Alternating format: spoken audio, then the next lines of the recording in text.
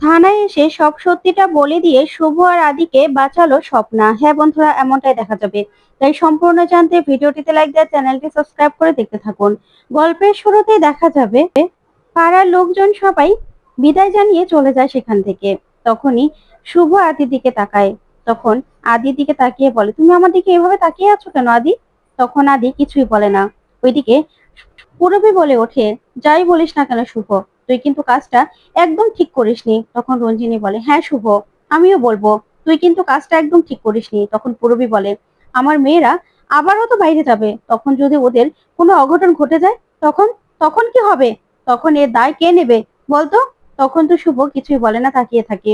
ওইদিকে ডোনা বলে, সব কিছুতে শুভদিন শুধু বাড়াবাড়ি।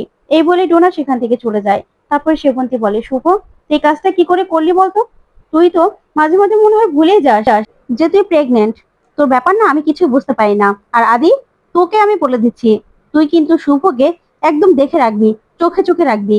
ও কি করছে বলতো, কি করছে এসব? তখনই আদি বলে, মা তোমার বৌমাকে তো এই ইন্ডিয়াতে এসে দেখছি এখন আমি সামলাতেই পারছি না। ও তো আগের থেকেও বেশি ডান পিটে হয়ে গেছে। কি করবো বলো তো? তখন সেবন্তী বলে, আমি অত কথা জানি না।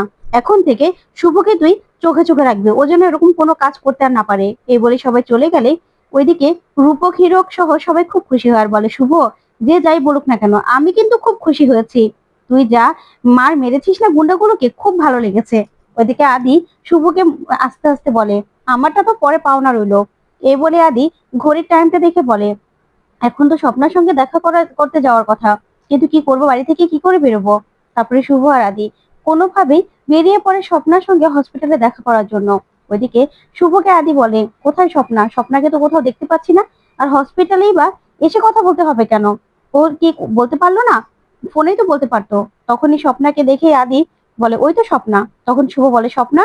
তারপরে স্বপ্না বেরিয়ে আসে শুভর কাছে আর সে বলে, কি বলবি বল, তুই কেন আমাদের হসপিটালে আসতে বললি বল? তখনই স্বপ্না বলে, আমি যা বলার তোমার সঙ্গে বলবো শুভদি, অন্য কাউকে আমি বিশ্বাস করতে পারি না। তখন শুভ বলে, কি বলছিস তুই?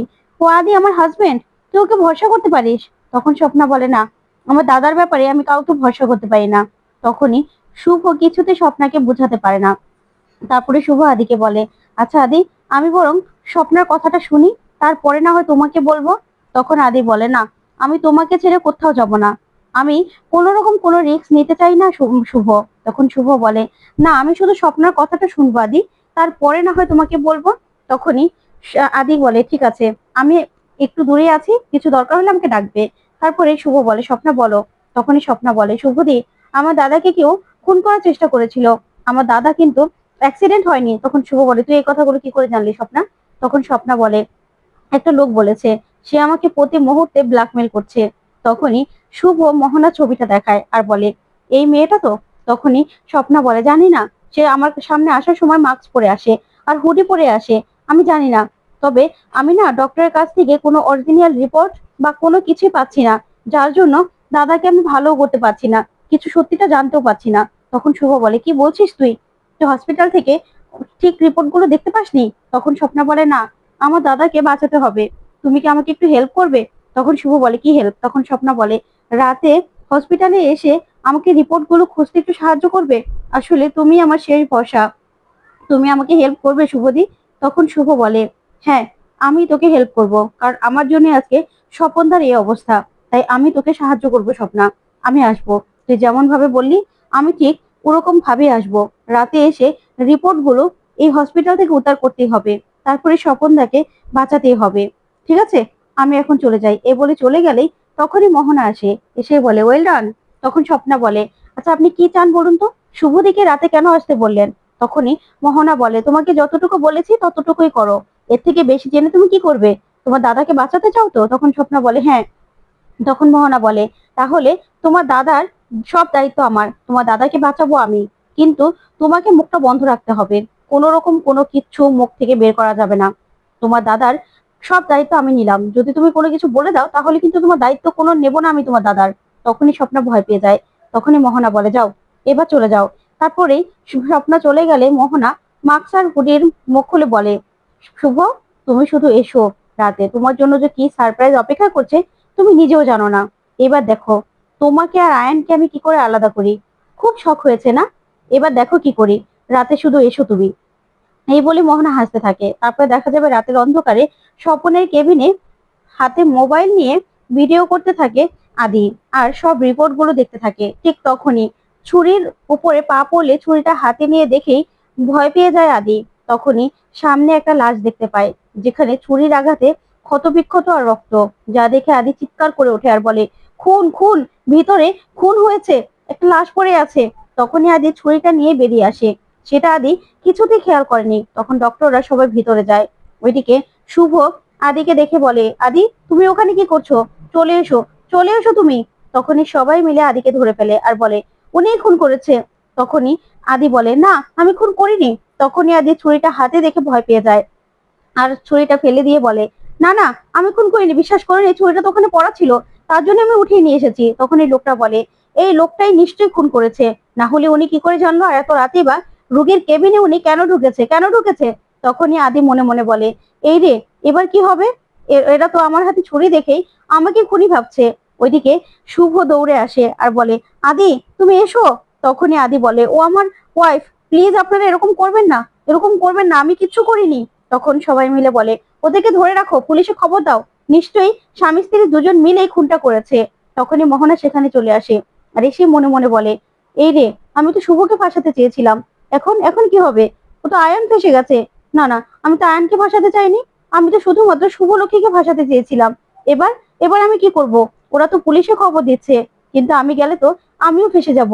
না না, আয়নকে বাঁচাতেই হবে। এই বলে সেখান থেকে মোহনা চলে যায়। তখন শুভ বলে, বিশ্বাস করুন, ও খুন করেনি, ও কেন খুন করবে, বিশ্বাস করুন আপনারা। তখনই পুলিশে ফোন করে সেখানকার লোকগুলো। ওইদিকে সেবন্তী শুভ আর আদি ঘরে আসে। ঘরে এসে ওদেরকে না দেখতে পেয়ে বলে, ছেলে মেয়ে দুটো কোথায় চলে গেল? তখন আদি আর শুভকে ফোন করতে থাকে সেবন্তী, কিন্তু কেউ ফোন ধরে না। তখন সেবন্তী বলে, কি হলো ব্যাপারটা? ওরা কেউ ফোন ধরছে না কেন? পুলকে কি জানাবো? ঠিক তখনই হাওয়া এসে আদির ছবিটা নিচে পড়ে যায়। তখন সেবন্তী ছবিটা নিয়ে বলে, আদির ছবিটা এরকম ভাবে পড়ে গেল কেন? ঠাকুর তুমি দেখো, তুমি কোন ইঙ্গিত দিচ্ছ আমাকে? এইভাবে সেবন্তী ভয় পেতে থাকে। ওইদিকে থানায় নিয়ে আসে আদিকে। তখনই শুভ বলে, আপনারা বিশ্বাস করুন, আদি এই কাজটা করেনি। আমরা কেন স্বপনদাকে খুন করতে যাব? এখানে আমরা তো প্রমাণ খুঁজতে গিয়েছিলাম, বিশ্বাস করুন। তখনই অফিসার রেগে যায় আর বলে, কি বলছেন বলুন তো আপনি, কি বলছেন? আপনার স্বামী হাতে ছুরি নিয়ে দাঁড়িয়েছিল, সবাই দেখেছে। আর আমাদের খুনিকে আইডেন্টিফাই করতে এতটাও ভুল হবে না ম্যাডাম। আপনার স্বামী ছুরি হাতে কেন দাঁড়িয়েছিল বলুন? উনি ছুরি কোথায় পেলেন? আর তাছাড়া এত রাতে রোগীর কেবিনে উনি বা কেনই বা ঢুকবেন? তখনই হসপিটালের একজন বলে, অফিসার, ওনাকে আমরা ছুরি হাতে দাঁড়িয়ে থাকতে দেখেছি, আর উনি প্রথম বলেছিল খুন হয়েছে। আর তাছাড়া উনি কেবিনে বা কেন ঢুকবে? তখনই নার্স বলে, হ্যাঁ ডক্টর, ওনাদের দুজনকে আমরা সন্দেহ করছি। ওনারা দুজনই অনেকদিন ধরে হসপিটালে ঘুরঘুর করছিল, আর রোগীর কেবিনের সামনেও ঘুরঘুর করছিল। তখনই একজন ডক্টর বলে, হ্যাঁ অফিসার, ওনারা অনেকদিন ধরেই হসপিটালে ঘুরঘুর করছিল। কেন? নিশ্চয় খুন করার জন্য। তখনই শুভ বলে, না অফিসার, বিশ্বাস করুন, আমরা প্রমাণ খোঁজার জন্য, স্বপনদাকে কেউ ছুরির আঘাতে মেরে ফেলতে চেয়েছিল, সেটাই জানার জন্য আমরা ঢুকেছিলাম, যে কেউ কেন কেন বলছে না স্বপনদাকে কিসের আঘাতে মারা হয়েছে আর কি বা কন্ডিশন, কিছুই তো জানতে পারিনি। কেউ ছুরির আঘাত দিয়ে মারতে চেয়েছিল বলেই সে কোমায় চলে গেছে। তার জন্যই তো সেই অরিজিনাল রিপোর্ট গুলো নেওয়ার জন্যই সেখানে আমরা ঢুকেছিলাম, না হলে এত রাতে কেন ঢুকবো? তখন অফিসার বলে, চুপ করুন তো, আষাঢ়ে গল্প শুনিয়ে যাচ্ছেন, কি বলছেন আপনি এসব? কি বলছেন? এই কথার কোনো ভিত্তি আছে? তখন ডক্টর বলে, অফিসার উনি মিথ্যে কথা বলছেন। একটা লোককে যদি কেউ মারার চেষ্টা করে তাহলে আমরা কেন লুকোবো বলুন তো? লোকটা অ্যাক্সিডেন্ট করেছিল। তখনই শুভ বলে, না অফিসার, আমি যেটা বলছি সত্যি কথা বলছি। সেই কেবিনে আমার রাতে ঢোকার কথা ছিল, কিন্তু সেখানে আমার স্বামী ঢুকেছিল। তখন অফিসার বলে, তা আপনার ঢোকার কথা ছিল, আপনি ঢোকেননি কেন? তখনই শুভ বলে, যে আমি যখন বের হচ্ছিলাম তখনই আমার স্বামী জেনে ফেলে যে আমি সেখানে রিপোর্ট খুঁজতে যাব। তাই আমার স্বামী এসে আমার জায়গায় সেই কেবিনে ঢোকে। তারপরে দেখা যাবে স্বপ্না থানায় এসে শুভ আর আদির নামে সবটা বলে। তো বন্ধুরা, কেমন লাগলো আজকের আপডেট? কমেন্ট করে জানাবেন।